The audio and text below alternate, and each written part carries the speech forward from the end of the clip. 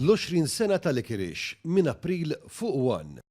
Madwar 200 familja li jgħodu fiż-żona ta' akkomodazzjoni soċjali magħrufa bħala Tamlit fil-Mosta ibbenefikaw minn żewġ proġetti ta' riġenerazzjoni b'investiment ta' aktar minn €2 miljun. Dan tħabbar mill-Ministru għall-Akkomodazzjoni Soċjali u Affordabbli Rodrik Galdes waqt l-inawgurazzjoni ta' riġenerazzjoni tal-faċċati, il-bjut u l-komuni tal-appartamenti tal-housing tal-Gvern u l-inawgurazzjoni ta' żona ġdida li se tkun qiegħda tintuża għal rikreazzjoni minn mijiet ta' residenti. Il-proġett fiż-żona l-ġdida ta' rikreazzjoni li sar b'fondi mill-Fond tal-Iżvilupp Reġjonali kien jikkonsisti f'riġenerazzjoni totali taż-żona, żieda fl-aċċessibilità permezz ta' rampi, tħawwil ta' siġar u sistema ta' pannelli solari li se jkunu qed jiġġeneraw l-elettriku għal din iż-żona.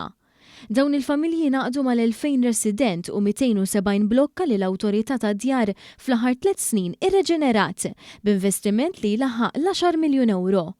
Il-Ministru Galdes enfasizza kif dawn il-proġetti jikkonfermaw ir-rieda tal-Gvern lejn il-komunitajiet għal kwalità ta' ħajja aħjar lir-residenti.